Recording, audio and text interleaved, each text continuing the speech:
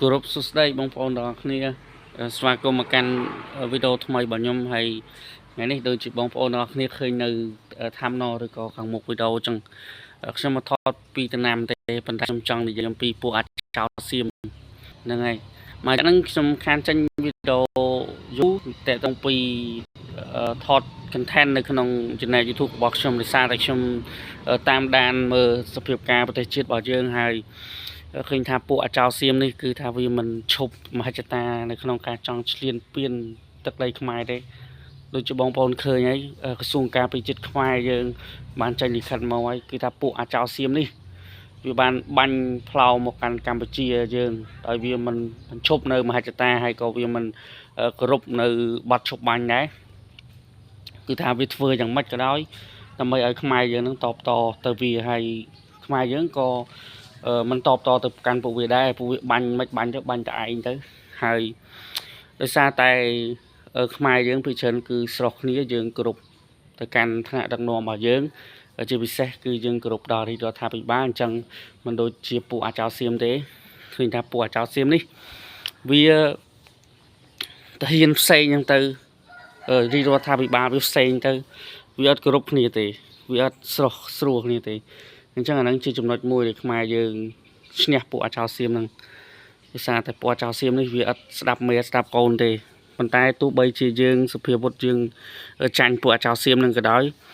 ប៉ុន្តែយើងមានចិត្តសាមគ្គីគ្នាជាធ្លុងមួយដើម្បីតបតដើម្បីការពារនៅទឹកដីរបស់យើងខ្ញុំគិតថាវីដេអូមួយវីដេអូនេះគឺខ្ញុំមិនគួរនិយាយពីវាទេប៉ុន្តែបើខ្ញុំមិននិយាយគឺវាមិនកើតទេខ្ញុំចង់និយាយទី1ខ្ញុំចង់ឲ្យបងប្អូនអរគ្នាយើងរួមគ្នាតែមួយនៅក្នុងការលើកទឹកចិត្តដល់កងទ័ពរបស់យើងក៏ដូចជាយើងជឿជាក់លើរាជរដ្ឋាភិបាលរបស់យើងហើយបងប្អូនកុំជឿអីសោះចំពោះព័ត៌មានដែលញុះញង់ពីខាងពួកអាចោសៀមហ្នឹងពីផ្ទះលេខ2ហ្នឹងគឺបងប្អូនកុំជឿហើយក៏កុំទុកចិត្តអីសោះចំពោះសារព័ត៌មានពីពួកអាចោសៀមហ្នឹងហើយបងប្អូនទុកចិត្តសារព័ត៌មានរបស់ខ្មែរទៅព្រោះថាសារព័ត៌មានរបស់ពួកអាចោសៀមនេះសិតតែ fake news ទាំងអស់ទេគឺព័ត៌មានខ្លាំងខ្លាយទេ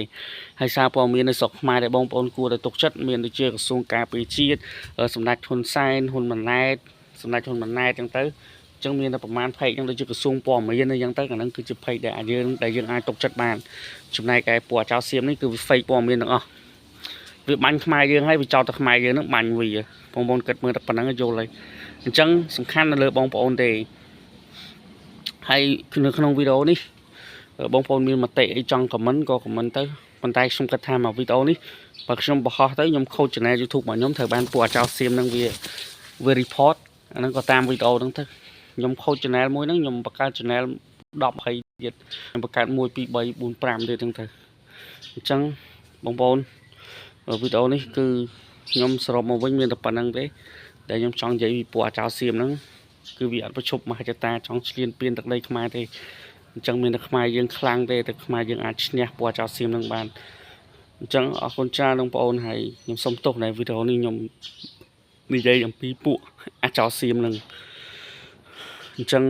គឺមានតែប៉ុណ្្នឹងទេបងប្អូនអរគុណច្រើនបងប្អូនបើមានមតិយោបល់អីចង់ខមមិនអាចខមមិននៅខាងក្រោមវីដេអូនេះបានខ្ញុំរីករាយនឹងឆ្លើយតបអរគុណច្រើនបងប្អូនទាំងអស់គ្នា